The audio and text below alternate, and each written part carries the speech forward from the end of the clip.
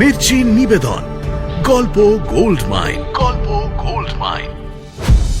দাফন করার সময় বাক্সের ওপর ওই মেয়ের কিছু গয়নাগাটি তুমি ছড়িয়ে দিও। তুমি তো বহুত বেশরম দেখছি। আমাকে গালি দিচ্ছে দেখেও চুপ করে থাকা, হ্যাঁ? সব উপদেশ শুধু আমার বেলায় না। একটা বড় দেখে বাক্স নিয়ে আয়, ওকে ঢোকা তার মধ্যে, ভালো করে পুঁতে দিয়ে আয় বাক্সটা। বাগদাদের বাজারের মাঝে দাঁড় করিয়ে চাবুক পেটা করো যতক্ষণ না ওর মৃত্যু হয়।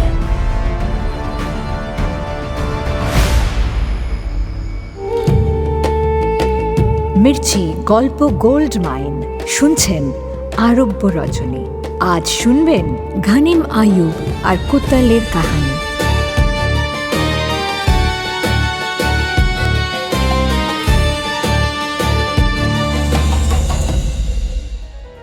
আগের পর্বে বেগম শেহরাজাদ শুরু করেছেন সওদাগর আয়ুবের পুত্র গনিমের কাহিনী। সওদাগর আয়ুব, তার স্ত্রী, এক ছেলে গনিম আর এক মেয়ে ফিতনাকে রেখে মারা যায়। আব্বার ফেলে যাওয়া পসরা নিয়ে গনিম বাগদাদে উপস্থিত হয়। বাগদাদে আব্বার বন্ধুরা তাকে সাহায্য করে, তার আস্তানা জোগাড় করে দেয় শহরের প্রান্তে। বাগদাদের বাজারে তার সওদা করার ব্যবস্থাও করে দেয় তারাই। প্রথম প্রথম ভালোই হয় সওদা। একদিন বাজারে পৌঁছে সে দেখে বাজার বন্ধ, কারণ এক বৃদ্ধ দোকানদার মারা গেছে। গনিম দোকানদারের শেষকৃত্যে অংশগ্রহণ করে। দোকানদারকে দফন করতে করতে রাত হয়ে যায়। গনিম গোরস্থান থেকে বেরিয়ে তার আস্তানার পথ ধরে। পথে এক হোগলার বনের সামনে এসে দাঁড়ায় গনিম। ভয় হয় তার। বনের মধ্যে বিপদ নেই তো ওঁত পেতে? সাপখোপের আড্ডা ওই হোগলার বন। সেই বনে কি পা রাখা উচিত হবে তার এই রাতের অন্ধকারে? সঙ্গে যে তার একটা আলোও নেই। 7-5 ভাবতে ভাবতে হঠাৎই দেখে একটা কালো ছায়া এগিয়ে আসছে তার দিকে।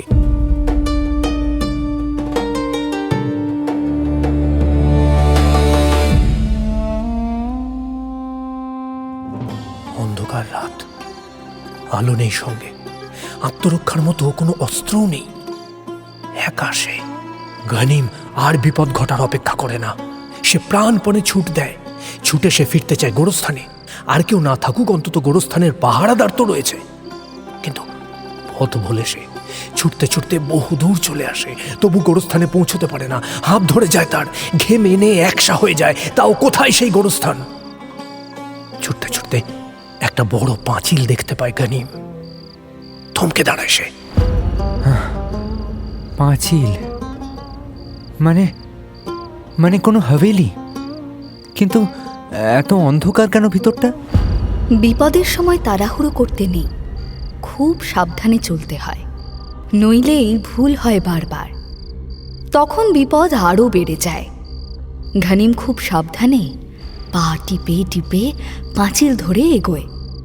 কিছুটা যেতেই একটা বড় ফটক চোখে পড়ে। ফটকের সামনে এসে থামে ঘনিম। সাবধানে উঁকি দেয় ভেতরে। কোনো হাভেলি চোখে পড়ে না তার।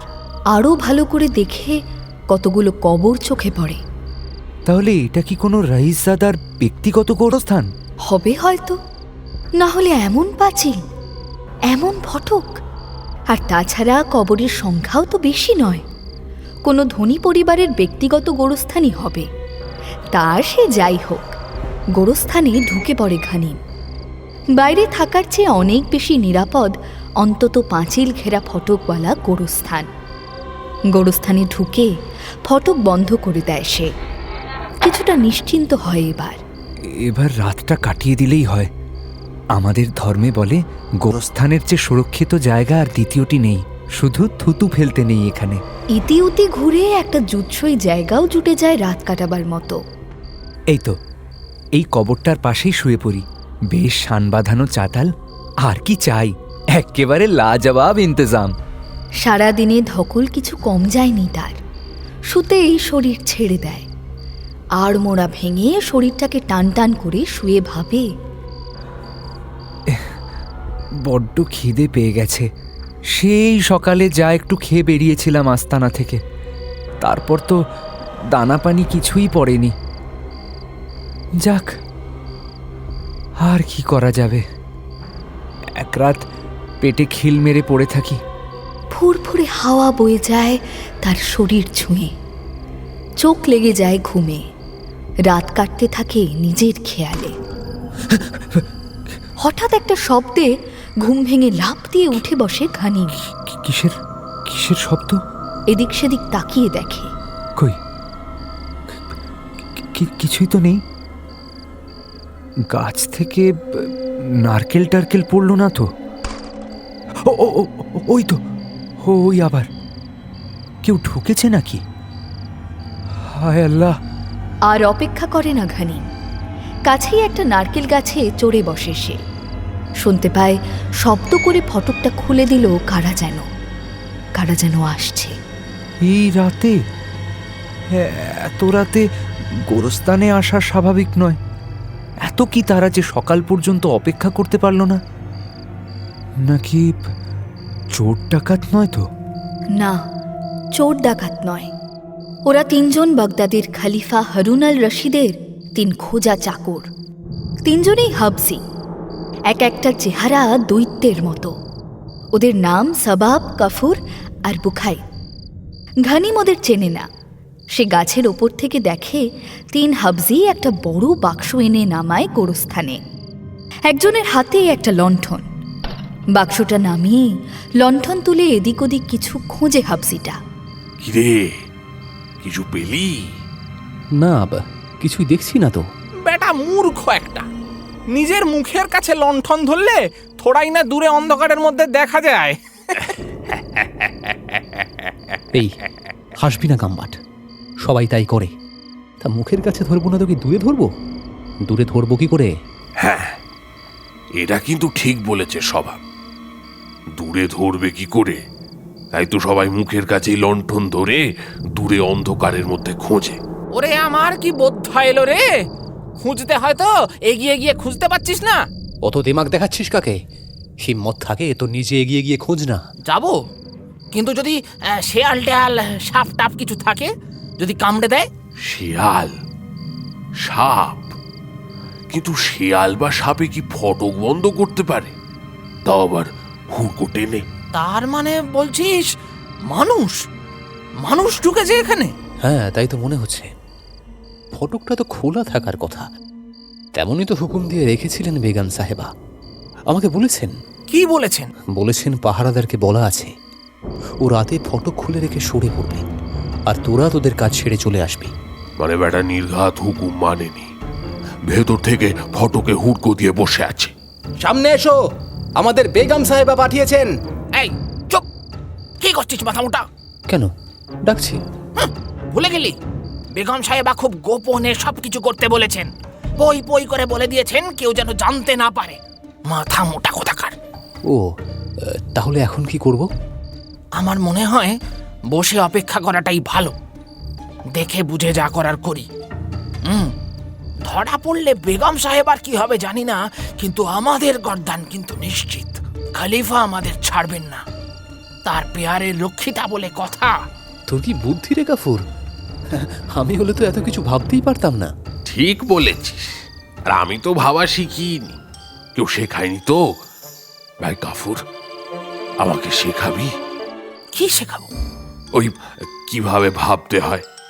আমার না মাঝে মাঝে খুব ভাবতে ইচ্ছে করে, কিন্তু কিছু ভাবতেই পারি না। এই ভাবার ইচ্ছেটাই হলো আসল, বুঝলি? এটাকেই মনে ধরে রাখ, দেখবি একদিন ঠিক ভাবতে শিখে গেছিস। কিন্তু শেখাবে কে? কেন? আমি শেখাবো। আমাকেও কিন্তু শেখাতে হবে ভাই। হ্যাঁ, শিখিয়ে দেবো। তুই কি ভালো রে কাফুর। তা কবে থেকে শেখাবি? ওরে, শেখার কি কোনো সময় আছে রে? বস তাহলে, তোদের একটা গল্প বলি, আমার ভাবার গল্প। আমার এমন ভাবার গল্প শুনতে শুনতেই দেখবি একদিন ভাবা শিখে গেছিস। তোরা তো জানিস ছোটবেলা থেকে আমি ভাবতে ভালোবাসি। শিখলি কোথায় ভাই? তোর কোনো মালিক বুঝি ভাবা শেখানোর শিক্ষক ছিলেন? সে আর বলিস না। তো আমার এক মালিক ছিল, বুঝলি? তিন হাবজি গুছিয়ে বসে গল্প শুরু করে। বাক্সটা পড়ে থাকে একটু দূরে, ওপর থেকে সব শুনতে থাকে ঘানিম। ওদের তিনটে কথা ঘানিমের মনে দাগ কাটে। প্রথমত, বেগম সাহেবা গোপনে ওদের কাজ করতে বলেছেন, তার জন্য গোরস্থানের রক্ষীকে পর্যন্ত সরিয়ে দিয়েছেন তিনি। দ্বিতীয়ত, খলিফা হারুন আল রশিদ জানতে পারলেন ওদের গর্দান নিশ্চিত। এবং তৃতীয়ত, খলিফার পেয়ারের রক্ষিতা। ওদের মতলবখানা কি সেটা বুঝতে পারে না ঘানিম। সময় কাটাতে কাফুর গল্প বলে চলে। লোকটা বড্ড সাদা সিধা, সৎ, শিক্ষিত। সে সব জেনেই আমাকে কিনেছিল। তারপর আমাকে অনেক উপদেশ দিয়ে শোধরানোর বিস্তর চেষ্টা করেছিল। হাবজি খোঁজা কাফুর চালাক চতুর, কাম কাজে তার কোনো ত্রুটি থাকে না। কিন্তু ওর একটাই বদগুণ, আর সেটাই মারাত্মক।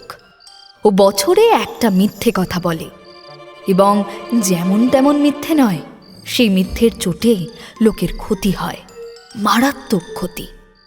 যেমন হয়েছিল সেই বড্ড সাদাসিধা সৎ শিক্ষিত লোকটার। আমার সেই মালিকের একটা বাগান বাড়ি আছে শহর থেকে একটু দূরে। বছরে একবার মালিক তার বন্ধুদের নিয়ে সেখানে ফুর্তি ফার্তা করত। সেবার কাফুরকে নিয়ে বাগান বাড়িতে যায় তার মালিক। বন্ধুরাও একে একে এসে হাজির হয়, গল্প স্বল্প শুরু হয়। কাফুর ওদের সেবা যত্নে লেগে যায়। এই খানা বেড়ে দেয় তো এই পানি নিয়ে আসে, আবার ছোটে শরবত আনতে। বন্ধুদের মধ্যে কয়েকজন ছিল ভারী দিমাগবাজ, যেমন হয় আর কি, সব মানুষ তো আর সমান হয় না। শরাব পেটে পড়তেই কাফুরকে বিনা কারণে গালি দিতে শুরু করে। কখনো গালি দিয়ে ডেকে এটা সেটা আনার হুকুম দেয়, তো কখনো আবার হুকুম ঠিকঠাক মানলেও গালি দেয়। সব কিছুই হয় কাফুরের মালিকের সামনে। মালিক সব শোনে, সব দেখে, তবুও কিছুই বলে না বন্ধুদের। আরে বেটা, আমি বছরে মাত্র একটা মিথ্যে কথা বলি, তাও তোমার কাছে আসা স্তক এখনো একটাও মিথ্যে কথা বলিনি। তাতেই আমাকে উপদেশ দিয়ে কানের মাথা খেয়ে নিলে। হ্যাঁ, এদিকে তোমার বন্ধুরা যা খুশি তাই বলে যাচ্ছে, আর তোমার কোনো হুঁশ নেই। তাদের বেলায় 7 গুণ মাপ। কাফুরের খুব রাগ হয়। সে ভাবে বছরে একটা মাত্র মিথ্যে কথা বলার ভাগটা সেদিনই পূরণ করবে, শিক্ষা দেবে তার মালিককে। সুযোগটাও এসে যায়, বুঝলি। মালিক আমাকে ডেকে বলে, যা তো, খচ্চরটা নিয়ে চট করে বাড়ি যা। দেখবি ওই আমার ঘরে দেরাজের ওপরে একটা কাপড়ের মোড়ক রাখা আছে, সাদা রঙের, ওটা নিয়ে আয়। আরে যা যা, জলদি যা। কাফুর বেরিয়ে পড়ে। এতক্ষণ লোকের হুকুম শুনতে শুনতে ভাবার সুযোগ হয়নি তার। এবার ফুরফুরে হাওয়ায় খচ্চরের পিঠে বসে ভাবতে থাকে, কি করা যায়।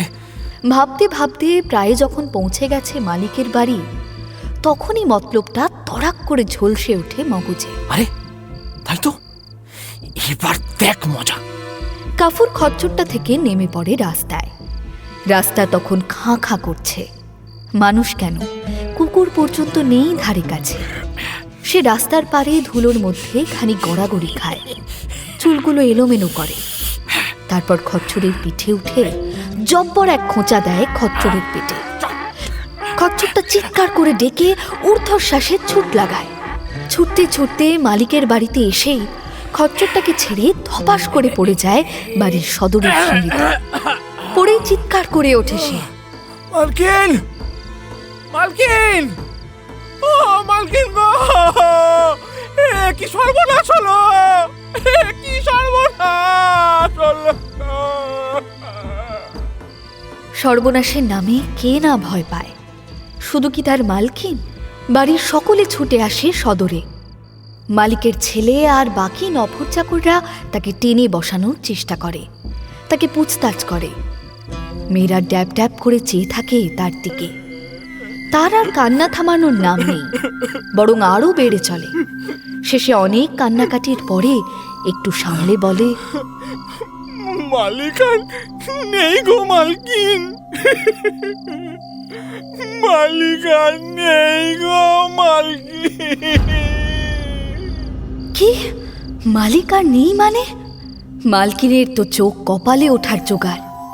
বাড়ির সবাই প্রায় হামলে পড়ে কাফুরের ওপর। মালিকের ছেলে দুহাতে কাফুরের কান দুটো ধরে ওর মুখটা তুলে বলে, এই কাফুর, ঠিক করে বল কি হয়েছে, কি আজে বাজে বলছিস? আজে বাজে নয় গো ছোট মালিক, বড় মালিক আর বেঁচে নেই, মারা গেছে। মারা গেছে? সকলে স্তব্ধ হয়ে যায় কাফুরের কথায়। ওই ওই বাগান বাড়ির লেবু গাছটা, ওইটা লেবু পাড়তে ওটার মগ ডালে উঠেছিল মালিক। আমি কত করে মানা করলাম, উঠো না উঠো না, আমাকে উঠতে দাও, শুনলই না আমার কথা।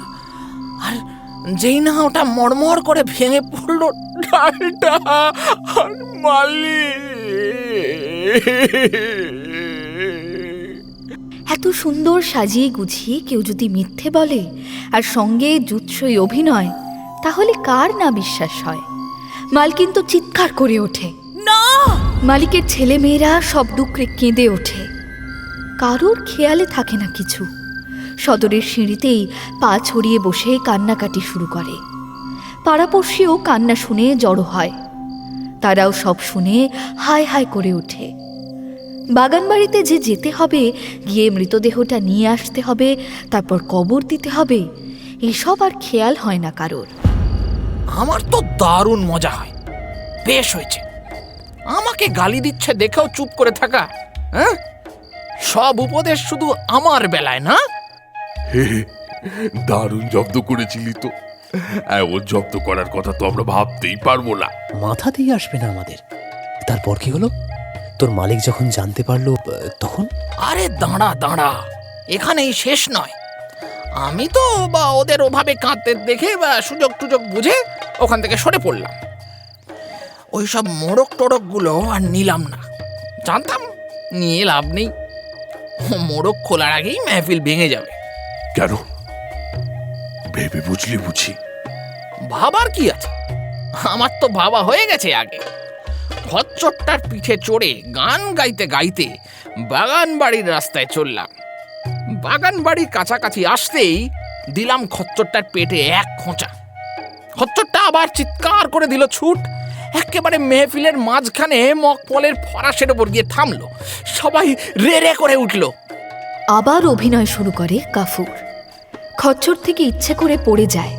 কোনো দিকে ভ্রুক্ষেপ না করে মালিকের পা জড়িয়ে ধরে কেঁদে বলে, কি হলো গো মালিক, কি সর্বনাশ হয়ে গেল, এ যে চোখে দেখা যায় না মালিক। একে বাইরের খচ্চরকে ঘরে এনে তুলেছে, তার উপরে এমন কান্নাকাটি। মালিক তো একেবারে হাঁ, তার বন্ধুরাও সব হাঁ। মালিক আমার কাণ্ড দেখে বোধহয় ভুলেই গেছিল যে কি করতে হবে। আমি ভাবছি কখন আমাকে টেনে তুলবে। হ্যাঁ, কাঁদছি আর ভাবছি, কাঁদছি আর ভাবছি। সে বেশিক্ষণ কাঁদতে হলো না। মালিক আমাকে টেনে তুলে জিজ্ঞেস করলো, এই কি হয়েছে, কি হয়েছে কাফুর? কাঁদছিস কেন এভাবে? আরে কি সর্বনাশ হয়েছে সেটা বলবি তো। মালিক, তোমার বাড়িটা। বাড়িটা কি? কি বাড়িটা কি? বাড়িটা একেবারে ধসে গেছে মালিক, হঠাৎ। সে কি? কাফুরের কথা শুনে তার মালিকের তো চোখ কপালে কি, পারলে মাথায় উঠে যায়। কথা বলতেই ভুলে যায় মালিক। বন্ধুরা ওর মুখ চাওয়াচাওয়ি করতে থাকে। আমি তো ভাবি হে আবার কি বেয়াকুফ আদমি রে বাবা, এটুকু বললাম তাতেই এই। আরে আরে তারপর কি হলো সেসব আমায় জিজ্ঞেস করবে তো, নইলে আমি বলবো কি করে? কাফুর কাঁদতে থাকে, কিন্তু মালিক আর কিচ্ছু জিজ্ঞেস করেন না। কাফুরের কথা শুনে সেই যে চোখ পাকিয়ে হাঁ করে, তো সেই একেবারে পুতুল হয়ে যায়। নড়েও না, চড়েও না, হাঁও আর বন্ধ করে না। শেষে কাফুরি আগ বাড়িয়ে বলে, তোমার বিবি বাচ্চারা সব ভেতরে ছিল, সবাই চাপা পড়ে মরে গেছে। পড়শিরা ওদের লাশ টেনে টেনে বের করে আনছে, থেকে এলাম। এবার মালিক দুকড়ে কেঁদে ওঠে। এমন খবরে মেহফিলটাই মাটি হয়ে যায়। মালিকও হাত পা ছড়িয়ে কাঁদতে থাকে। সত্যি, হ্যাঁ, মিয়া বিবির কি মিল! হ্যাঁ, দুজনেই খবর শুনে হাত পা ছড়িয়ে বসে কাঁদছে। একবার ছুটে গিয়ে দেখার কথা কারোর মনে নেই। অনেক কান্নাকাটি করে শেষে মালিক তার বন্ধুদের নিয়ে বাড়ির দিকে রওনা দেয়। কাফুরও সঙ্গে সঙ্গে চলে। পথে দেখে একদল লোক এগিয়ে আসছে। তাদের সামনে রয়েছে মালিকের বিবি আর ছেলে মেয়েরা। মালিক তো তাদের দেখে কান্না ভুলে যায়, ছুটে গিয়ে বিবিকে জড়িয়ে ধরে। বিবিও মালিককে জড়িয়ে ধরে। লাজ লজ্জার খেয়াল থাকে না। আবার একচোট খুব কান্নাকাটি হয়। তারপর সবাই চেপে ধরে কাফুরকে, মারতে ছুটে আসে তাকে। তাদের সবাইকে অবাক করে দিয়ে সে বলে, এই খবরদার, আমার গায়ে কেউ হাত দেবেন না, বলছি হাত দেবেন না। চুক্তির বাইরে গিয়ে আমি কিচ্ছু করিনি। যদি ফয়সলা করতে হয় তো আমাকে নিয়ে চলো খলিফার কাছে, তিনিই বলবেন আমি চুক্তির কোনো খেলাপ করেছি কিনা।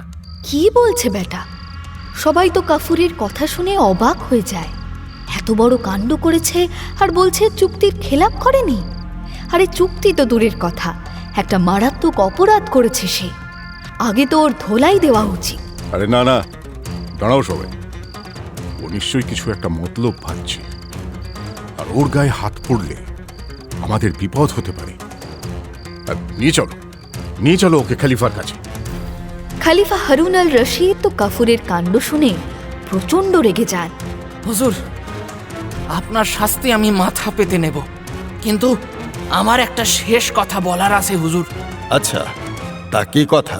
হুজুর, আমি যা করেছি তা আমার চুক্তিতে লেখা আছে হুজুর। কে? চুক্তিতে লেখা আছে যে তুই মিথ্যে কথা বলবি? জি হুজুর, লেখা আছে আমি বছরে একটা করে মিথ্যে কথা বলবো। সেটা জেনেই এই মালিক আমাকে কিনেছেন, চুক্তিপত্রে সইও করেছেন। আর এটাই আমার এবছরের প্রথম মিথ্যে কথা হুজুর। আপনি আমার মালিককে জিজ্ঞেস করতে পারেন। ওকে ঠিক বলছে? জি, ও ঠিকই বলছে। চুক্তিতে যখন লেখা আছে তখন তো আর কিছুই করার নেই, মেনে নিতেই হবে। সুতরাং সে যাত্রায় কাফুর বেঁচে যায়। তবে কাফুরের মালিক আর তাকে বাড়ি নিয়ে যাওয়ার সাহস পায় না। আবার কি মিথ্যে বলে বেটা? কোনো বিশ্বাস আছে? সঠিক বিচার করার জন্য কাফুরকে সে নিবেদন করে খলিফার পায়। সেই থেকে আমি খলিফার কাছে, অবশ্য খলিফার কাছে আজ কত বছর হয়ে গেল, একটাও মিথ্যে কথা বলিনি। কেন? মাথা খারাপ, খলিফার যা রাগ, খেপে গেলে তো আর রক্ষে নেই। হ্যাঁ, কথা শোনার আগেই আমার মুন্ডু নামিয়ে দেবে ধর থেকে। তা ছাড়ো, অনেক রাত হলো তো, কেউ তো এলো না। এবার তাহলে কামটা সেরে ফেলি। তুই যা ভাববি ভাই, তোর মতো তো আর আমরা ভাবতে পারি না। ভাবা যায় একটা লোক তার বিবি তার বাচ্চাদের বেমালুম মেরে দিলি, শুধু ভেবে। আরও কত কথা বলে হাবসি তিনটে, সব কান খাড়া করে শোনে ঘানিম। ওরা নিজেদের মধ্যে কথা বলতে বলতেই একটা কবর খোঁড়ে। কবরের মধ্যে বাক্সটা রেখে আবার মাটি চাপা দিয়ে বেরিয়ে যায়। ওরা চলে গেলে সঙ্গে সঙ্গেই গাছ থেকে নেমে যায় না ঘানিম।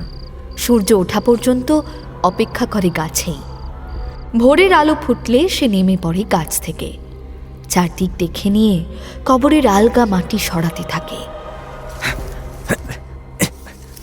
ওরা বলছিল এই গোরস্থানের পাহারাদার আছে, সে না আবার চলে আসে। দ্রুত হাতে মাটি সরাতে সরাতে হাঁপিয়ে ওঠে সে। একটা বাঁচোয়া যে বেলা বেড়ে গেলেও পাহারাদার ফিরে আসে না। গোটা দিনটা ঘানিম সময় পেয়ে যায় মাটি সরিয়ে বাক্সটা বের করার। খালি হাতে একা মানুষ এর থেকে আর কত তাড়াতাড়ি করতে পারে? সব মাটিও সরাতে পারে না সে।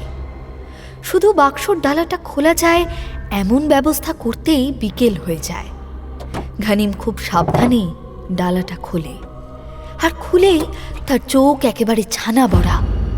সুবহানাল্লাহ, এ কি মানুষ নাকি পরী?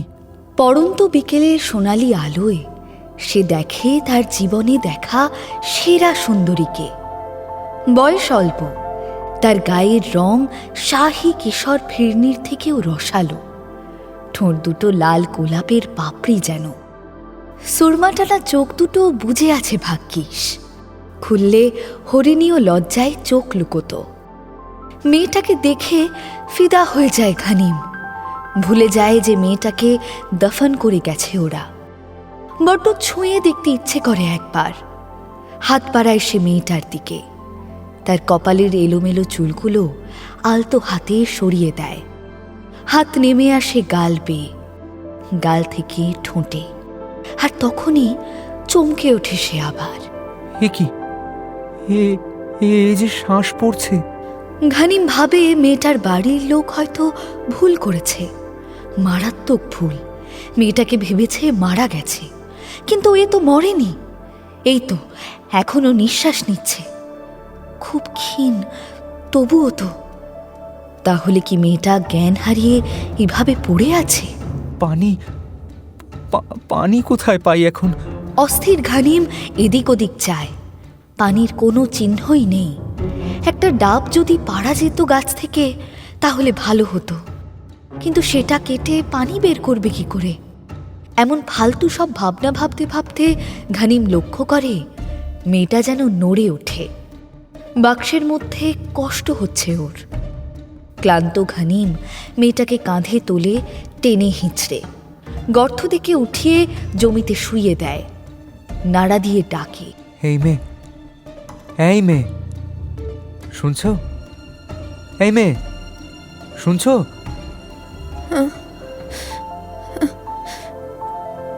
পানি, পানি, একটু পানি। আরে পানি তো নেই। ঘানিম মেয়েটাকে ওখানেই ফেলে রেখে উঠে দাঁড়ায়, এক ছুটে গোটা গোরস্থানটা চষে ফেলে। আবার একটু পানি। আরে কি মুশকিল, পানি কোথায় পাই? তবু এক বিন্দু পানির জোগাড় করতে পারে না। ওদিকে মেয়েটা পড়ে আছে একা। হতাশ ঘানিম ফিরে আসে মেয়েটার কাছে। মেয়েটা পানি না পেয়ে আবার বুঝি জ্ঞান হারিয়েছে, আর নড়ছে না।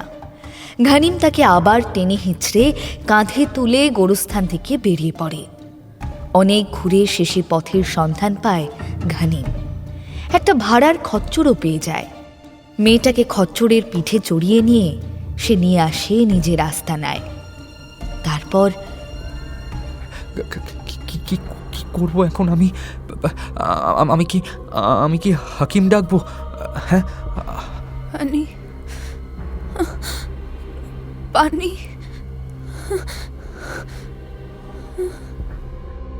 আবার জ্ঞান ফেরে মেয়েটার।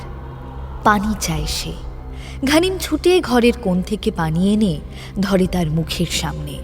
এই নাও, এই নাও, এই নাও পানি, খেয়ে নাও।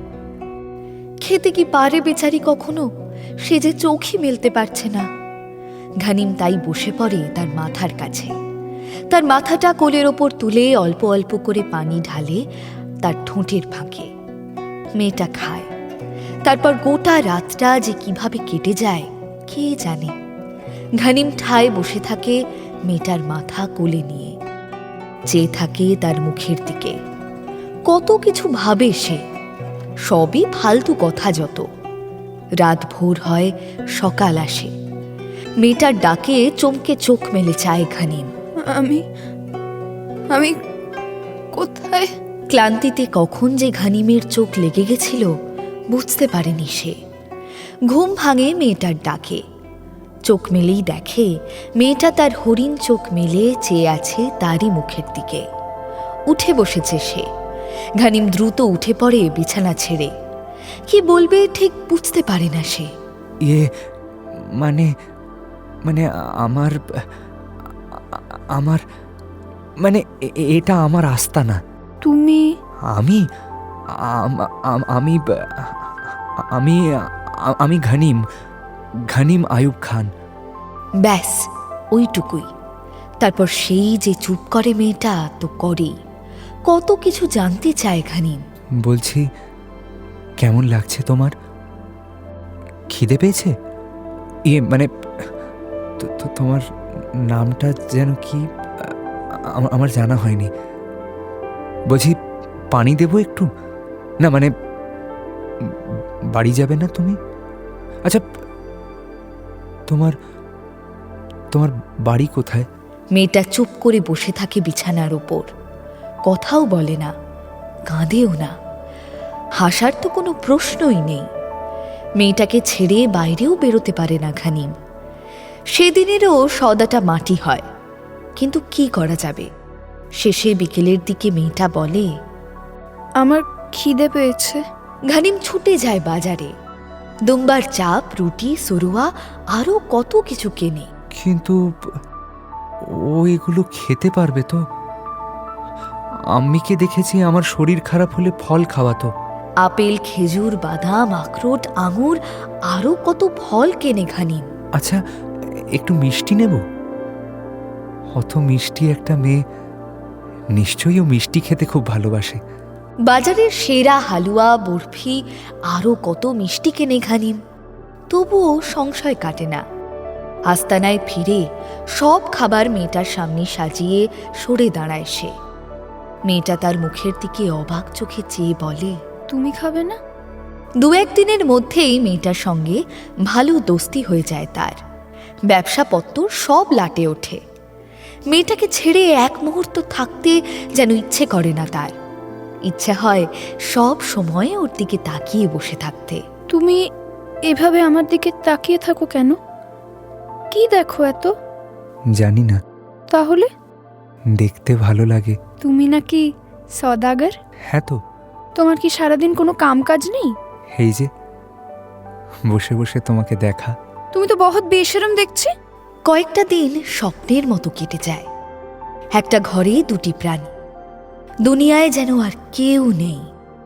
মেয়েটাকে নিয়ে অনেক স্বপ্ন দেখতে ভালো লাগে ঘানিমের, কিন্তু সব স্বপ্নের শেষ হয় যেদিন সে বলে, আমি কুতল কুলুব, আমি খলিফা হারুন আল রশিদের রক্ষিতা। খলিফা হারুন আল রশিদ? তুমি তার রক্ষিতা? সবচেয়ে প্রিয় রক্ষিতা। ঘানিম মাথা ঝুঁকিয়ে কুর্নিশ করে কুতলকে। বান্দার গুস্তাখি মাফ করবেন হুজরাইন। বান্দা জানতো না আপনার পরিচয়, না জেনে যা করেছে তার জন্য আপনার কাছে ক্ষমা প্রার্থী এই বান্দা।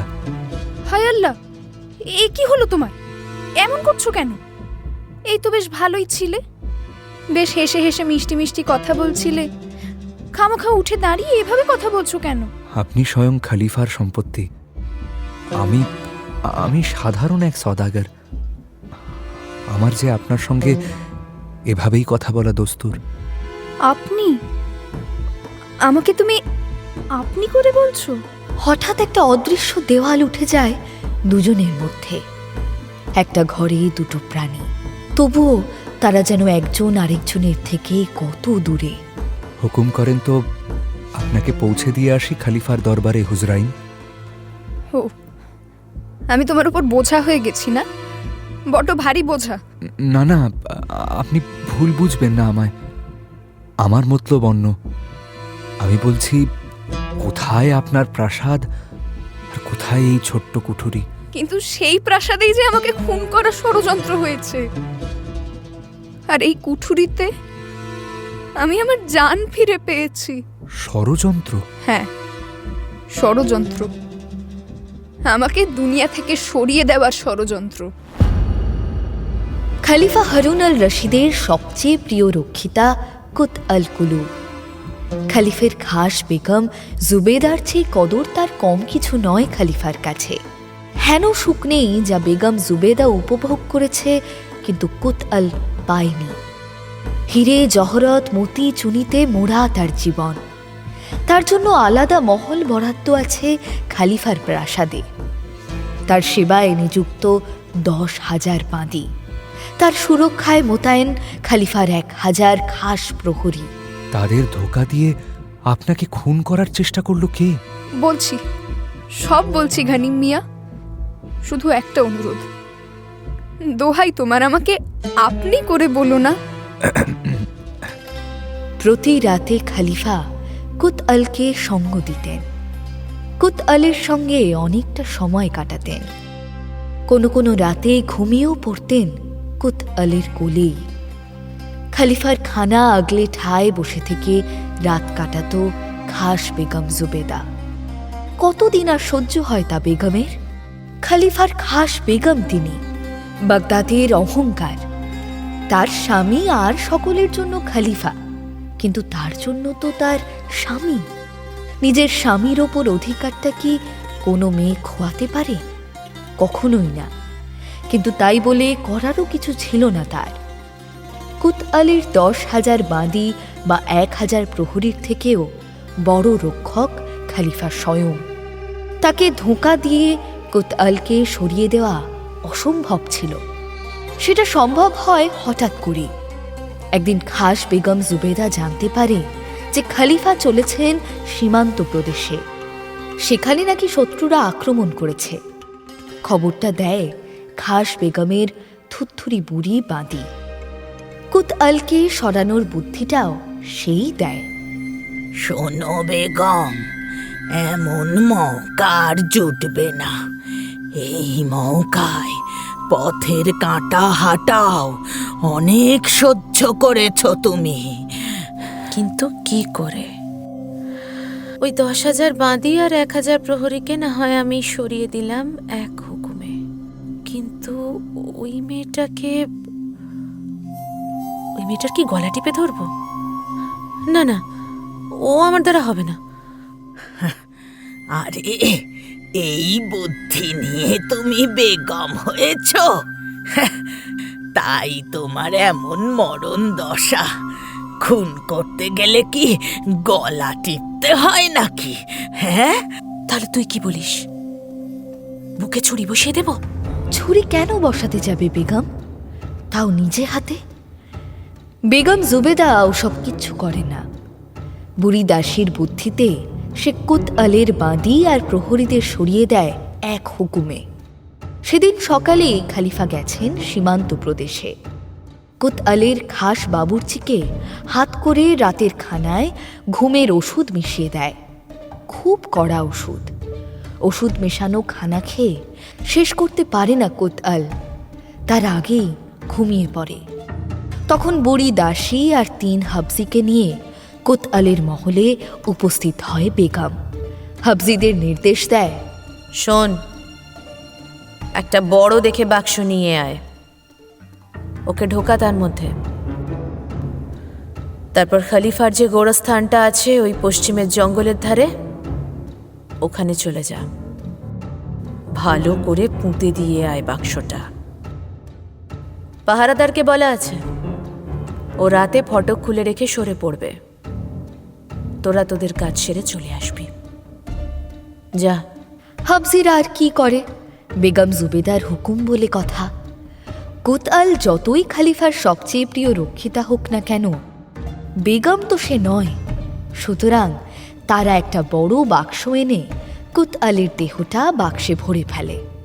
সর্বনাশ! তাহলে আপনি তুমি ওই খানা খেলে কেন?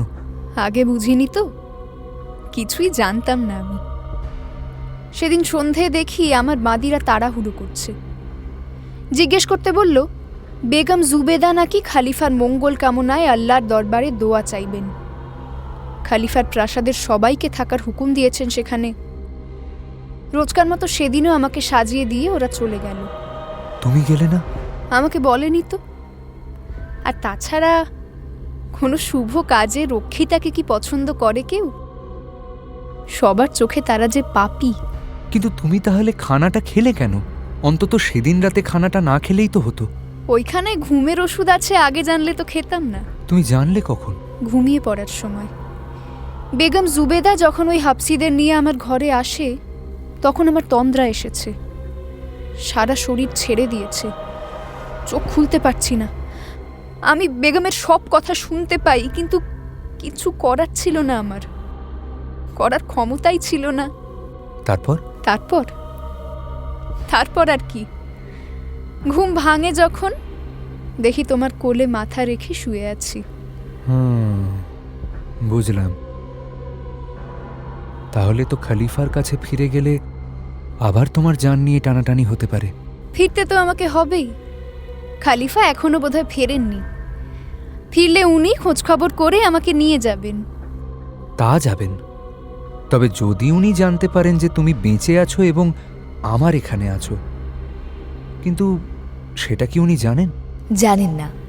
খালিফা ফিরে দেখেন প্রাসাদের সব প্রহরী, দাসীবাদী, নফর চাকর সকলের মধ্যে শোকের ছায়া।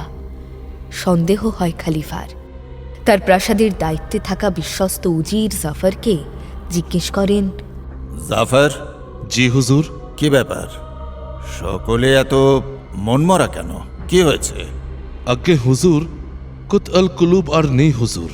নেই মানে?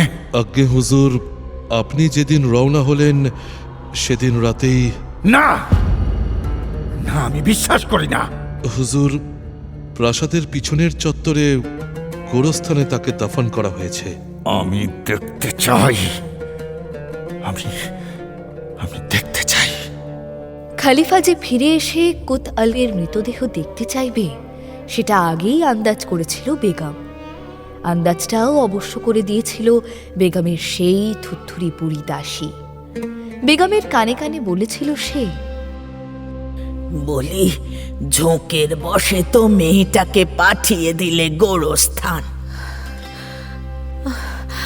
হায় আল্লাহ, ও তুই তো বললি তাই করতে, এখন এভাবে বলছিস যে বড়।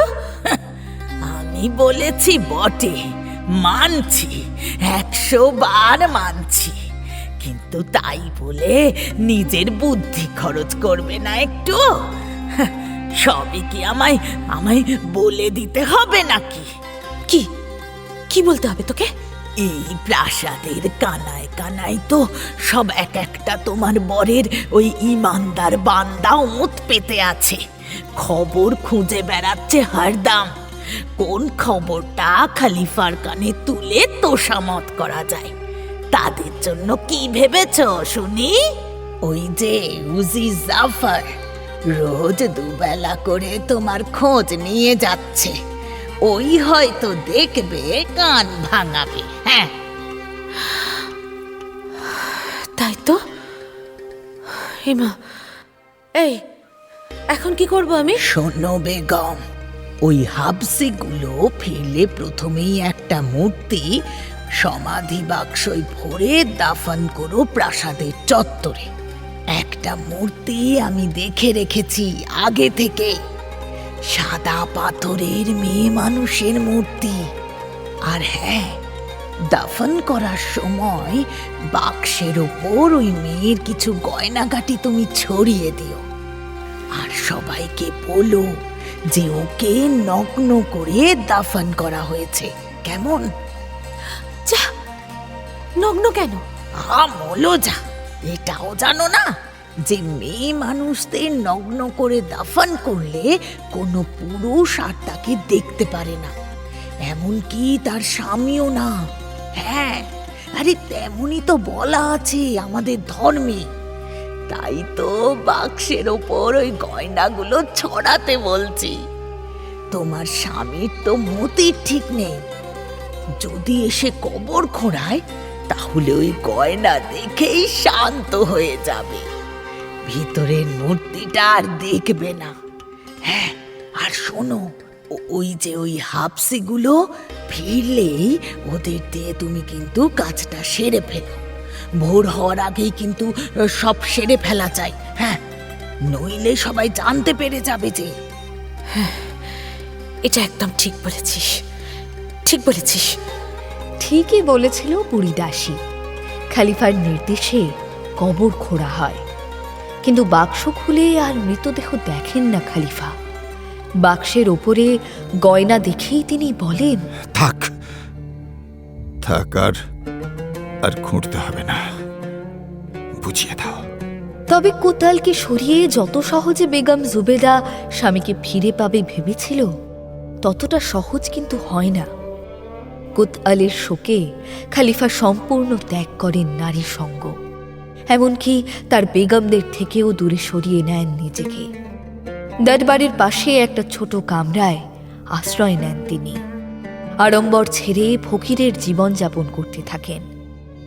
আর যার মৃত্যু শোকে এত কিছু, সেই কুত আল কুলুব পড়ে থাকে সওদাগর ঘনিমের ঘরে। বাজারে কানাঘুষো রটে যে ঘনিম মিয়া নাকি বিয়ে করেছে। রটনা থেকেই কৌতূহল, আর কৌতূহল থেকে উকিঝুঁকি। হাজারো চোখের নজর পড়ে ঘনিমের আস্তানার ওপর, এবং একটা নজর চিনে ফেলে কুত আলকে। আরে, এ তো খালিফার কুতাল। এ এখানে কি করে? হুজুর! বরাবরই জহুরিদের অবাধ যাতায়াত বাদশাহ, সুলতান, আমির, ওমরাদের অন্দরমহল পর্যন্ত। বাড়ির মহিলারাই যে তাদের সবচেয়ে বড় খদ্দের। কটা পুরুষ মানুষের গয়নার শখ থাকে, তারা তো গয়নার দাম দিয়েই সুখী। বেগম আর রক্ষিতায় ভরা খলিফার সংসারেও হালটা আলাদা নয়। সে সংসারের বেগম ও রক্ষিতাদের জনে জনে চেনে খলিফার খাস জহুরি। সে নিজে হাতে কত গয়না তুলে দিয়েছে কুত আলীর হাতে। ফরমায়েশ অনুযায়ী কত গয়না বানিয়ে দিয়েছে। একবার দূর থেকে দেখে সে চিনে ফেলে কুত আলকে। খলিফার কানে খবর পৌঁছতে দেরি হয় না আর। খলিফা শুনে রাগে চিৎকার করে ওঠেন, ধরে আনো ওকে, সঙ্গে ওই ছোকরা সওদাগরটাকেও। খলিফার নির্দেশে উজির জাফর ছোটে ঘনিমের আস্তানায়। কড়া নেড়ে জানান দেওয়ার প্রয়োজনও মনে করে না উজির। সরাসরি দরজা ভেঙে সে এসে দাঁড়ায় ঘরের মাঝে। কুত আলকে চিনতে ভুল হয় না জাফরের। মাথা ঝুঁকিয়ে সেলাম করে বলে, হুজুর আপনাকে ইয়াদ করেছেন, আমাকে পাঠিয়েছেন আপনাকে নিয়ে যেতে। কুত আল একবার ফিরে তাকায় ঘনিমের চোখের দিকে। ঘনিমের চোখে সম্ভ্রম, যে সম্ভ্রম খলিফার রক্ষিতার পাওনা। এই সম্ভ্রম ভালোই চেনে কুত আল। উজির জাফরের চোখেও সেই একই রকম সম্ভ্রম। সেই একই রকম সম্ভ্রম উজির জাফরের সঙ্গে আসা সিপাহীদের চোখেও। কিন্তু এই সম্ভ্রম তো দেখতে চায়নি কুত আল সওদাগর ঘনিমের চোখে। খলিফা কুত আলকে কদর করেছে, তাকে হিরে জহরতে মুড়ে রেখেছে, তাকে সব সুখ দিয়েছে যা খলিফার খাস বেগম জুবেদা পেয়েছে জীবনে। তার শরীরটাকে ভালোবেসেছে, আদর করেছে। কিন্তু তার মনটাকে কখনো ভালোবেসেছে কি? কোনোদিন তো মনে হয়নি। সে খুব আশা করেছিল সওদাগর ঘনিমের কাছে হয়তো সেই ভালোবাসাটাই পাবে। বিদায় বেলায় অন্তত এক ফোঁটা পানি হয়তো সওদাগরের চোখ থেকে গালে গড়িয়ে পড়বে সেই ভালোবাসায়। কিন্তু পড়ে না। হতাশ কুত আল চোখ ফিরিয়ে নজর নামিয়ে উজির জাফরকে বলে, চলুন উজির সাহেব। সে জানতে পারে না, সে যে পানির ফোঁটার অপেক্ষা নিয়ে বিদায় নিল, সেই পানির ফোঁটা চোখ থেকে বেরিয়ে গাল বেয়ে নামে ঠিকই, তবে তার নজরের আড়ালে। উজির জাফর কুত আলকে নিয়ে চলে যাওয়ার পর দরজাটা বন্ধ করে দেয় ঘনিম। ফিরে এসে বসে খাটে। অনেকদিন পর সে তার নিজের খাটে বসল। এতদিন এই খাটে একা শুয়েছে কুত আল। সে শুয়েছে মাটিতে। খাটের গদি, চাদর, বালিশে এখনো লেগে আছে কুত আলীর শরীরের মিষ্টি গন্ধখানা। ওগুলোর ওপর হাত বুলিয়ে কুত আলকে ছুতে একবার চায় ঘনিম, শেষবারের মতো। তার চোখ ভরে যায় পানিতে, গাল বেয়ে পড়ে চাদরের ওপর।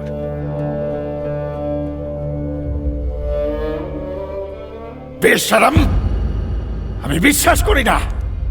একটা দুটো প্রশ্ন করেই চিৎকার করে ওঠেন খলিফা। একটা 24-25 বছরের ছেলের সঙ্গে এক ঘরে কাটিয়েছে কুত আল। ছেলেটা তাকে ছোঁয়নি, এমন ডাহা মিথ্যে বিশ্বাস করতে হবে তাকে?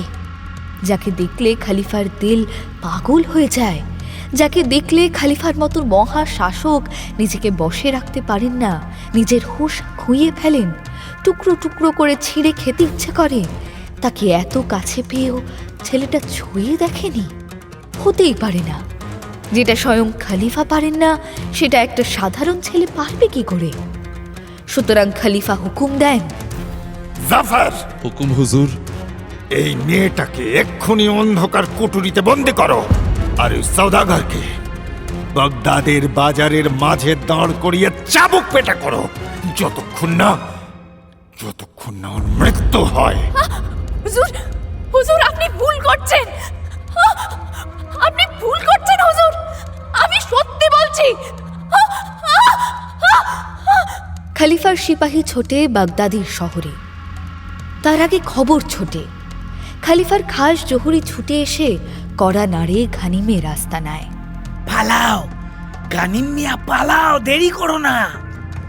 খালিফার সেনারা আসছে, উজির জাফর আসছে, তোমাকে চাবুক মেরে মেরে খুন করার হুকুম জারি হয়েছে। পালাও, পালিয়ে যাও, পালাও। এমন খবর যে আসতে পারে স্বপ্নেও ভাবেনি ঘানিম। সে তো কোনো দোষ করেনি, তাহলে তাকে এমন শাস্তি কেন? একেবারে খুনের হুকুম। আরে আরে খালিফা ভেবেছেন তুমি আর ওই মেয়েটা? কে? কুতাল? হ্যাঁ হ্যাঁ, তোমরা এক ঘরে থেকেছো এতগুলো দিন। তোমরা বোধহয় ওই ওই আসছেন তোমাদের মারতে। পালাও, পালাও, পালিয়ে যাও। নিজের দোষটা কি সেটাও জানতে পারে না ঘানিম। যান হাতে করে ছোটে, ছুটতে ছুটতে হাঁপ ধরে যায় তার। পায়ে পায়ে জড়িয়ে ছিটকে পড়ে রাস্তায়। আবার উঠে ছোটে সে। একটু জিরিয়ে নেবার মৌকাও মেলে না। একটু থামলেই যেন ঘোড়া ছুটে আসার শব্দ ভেসে আসে কানে। মনে হয় শয়ে শয়ে, হাজারে হাজারে, লাখে লাখে ঘোড়া ছুটে আসছে তার দিকে। ওই ওই বুঝি আসছে খলিফার সেনা, আমাকে ধরতে আসছে। আবার ছোটে সে। ছুটতে ছুটতে হোঁচট খেয়ে সে ছিটকে পড়ে পথের ধারে। এবার আর ওঠার ক্ষমতা হয় না তার। আকাশ জুড়ে অন্ধকার নেমে আসে। অন্ধকার হয়ে আসে ঘানিমের দৃষ্টি। সালাম হুজুর, ছেলেটাকে বাড়িতে পাওয়া যায়নি, সারা বাগদাদ শহরেও নেই, সে আগেই পালিয়েছে। উজির জাফর ঘানিমের আস্তানায় তাকে না পেয়ে সারা বাগদাদ তন্ন তন্ন করে খোঁজে, কিন্তু সওদাগর ঘানিমের কোনো সন্ধান পাওয়া যায় না। ঘানিমকে না পাওয়াটাই তার বিরুদ্ধে সবচেয়ে বড় প্রমাণ হয়ে ওঠে খলিফার কাছে। তার মানে আমার ধারণাই ঠিক জাফর, ও নির্ঘাত আমার কুতআলের সঙ্গে। আজ্ঞে হুজুর, সেটাই তো মনে হচ্ছে, নইলে পালাবে কেন? তুমি ঠিকই বলেছ জাফর। ওর সম্পর্কে আর কি জানো? ও বাগদাদে এসেছিল সওদা করতে। বাড়ি কোথায় জেনেছ? জি হুজুর, দামাস্কাসের কাছে এক গ্রামে। ওই অঞ্চল আপনার বান্দা দামাস্কাসের শাসক আলজিনির অধীনে। তাহলে অপেক্ষা করছো কেন? যাও, আমি পরওয়ানা জারি করে দিচ্ছি। ওর বাড়িতে খোঁজ নাও, পেলে টানতে টানতে নিয়ে এসো বাগদাদে। আর না পেলে হুজুর? ওর বাড়িতে আগুন লাগিয়ে দেবে, বাড়ির লোকদের টেনে হিঁচড়ে বের করে দেবে, গ্রাম ছাড়া করে ছাড়বে ওদের। জি হুজুর। খলিফার নির্দেশে উজির জাফর পরোয়ানা নিয়ে বেরিয়ে পড়ে দামাস্কাসের পথে।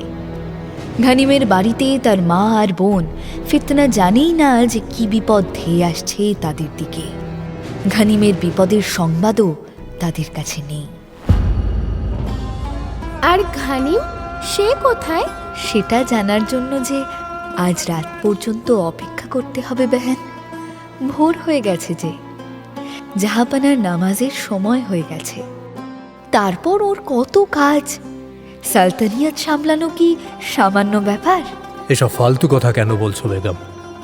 সাফ সাফ বলো না যে ভোর হয়ে গেছে, সুতরাং আর কাহানি শোনাবে না। আমাকে মিছিমিছি দোষ দিচ্ছেন কেন হুজুর? আমি তো আপনার হুকুমের বাদী। আপনি যেমনটা বলেছেন তেমনটাই করছি, আমার কি দোষ? আচ্ছা চলো, আজ আমি আমার হুকুম বদলে দিলাম। আমি আজ দরবারে যাব না, তোমার কাহানির বাকিটা শুনব। শোনাও দেখি, শোনাও ঘানিমের কি হলো, আর কুতাল কুলুবেরি বা কি হলো। শোনাও। আমি কেমন যেন একটা প্রেম প্রেম গন্ধ পাচ্ছি এই ছেলেটার মেয়েটার মধ্যে। প্রেম কি রহস্য তার আমি কি জানি হুজুর। শুধু জানি আপনি যদি সালতানিয়াতের কামকাজ ছেড়ে এখানে কাহানি শোনার জন্য বসে থাকেন, তাহলে লোকে আমাকে দুয়ো দেবে। আপনার হুকুম মেনে লোকের দুয়ো নেওয়া কি উচিত হবে হুজুর?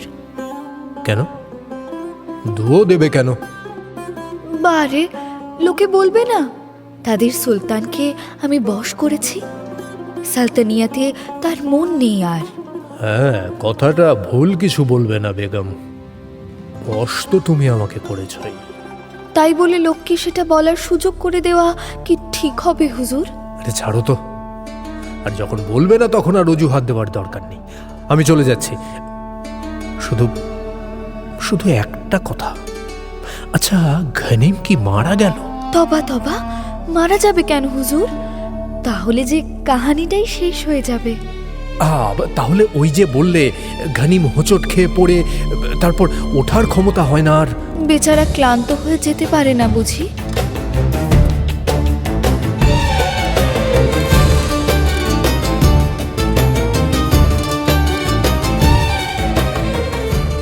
বেচারা তো ক্লান্ত হচ্ছেই, আমরাও হচ্ছি, তবে ছুটতে ছুটতে নয়, অপেক্ষা করতে করতে। আচ্ছা, কি হতো গল্পটা শেষ করলে? সুলতান যখন দিলেনই সুযোগটা, তখন বাকিটা বলে দিলে হতো না? শেষে আবার টেনে আনলো গনিমের মা আর বোনকে। তাদের বাড়ি জ্বালাতে ছুটেছে উজির জাফর। এদিকে গনিমের পথের মাঝে চোখে অন্ধকার নামল। এসবের নাটের গুরু বেগম জুবেদা আর তার থুড়থুড়ে দাসী, তাদের কথা তো কিছু বলল না বেগম।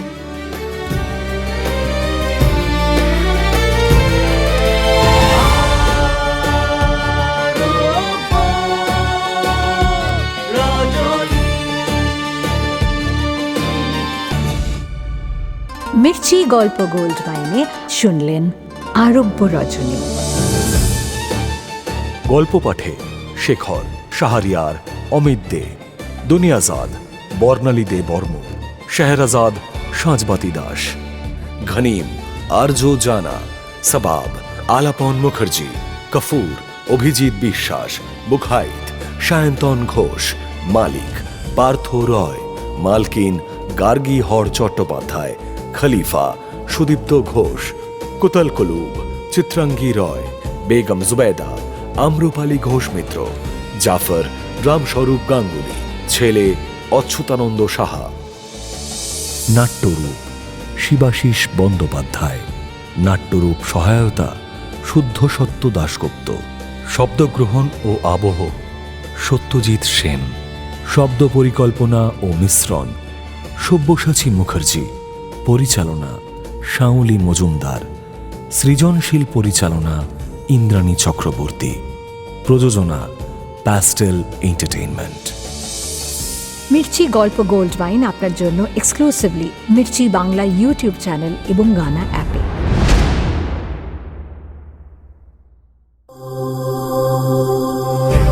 মির্চি নিবেদন গল্প গোল্ড মাইন।